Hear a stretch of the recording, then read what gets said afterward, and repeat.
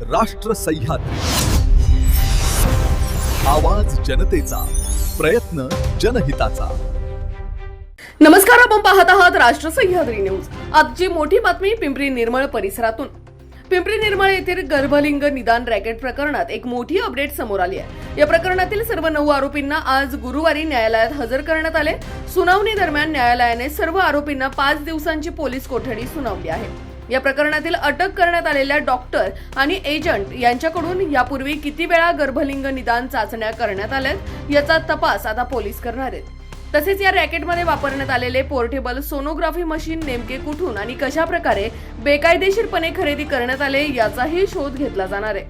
बाहेरील जिल्ह्यातील गरोदर महिलांपर्यंत ही माहिती कशी पोहोचवली जात होती आणि त्यासाठी कोणत्या व्यक्ती किंवा माध्यमांचा वापर केला जात होता याचाही तपास सुरू आहे। याआधी ज्या महिलांचे गर्भलिंग निदान करण्यात आले होते त्यांच्या पुढील परिस्थितीबाबतही पोलीस सखोल चौकशी करणार आहेत। या सर्व बाबींचा तपास पोलीस कोठडी दरम्यान करण्यात येणार असून या प्रकरणात आणखी धक्कादायक खुलासे होण्याची शक्यता व्यक्त केली जाते। अधिक माहितीसाठी पाहत रहा राष्ट्र सह्याद्री न्यूज। राष्ट्र सह्याद्री, आवाज जनतेचा, प्रयत्न जनहिताचा।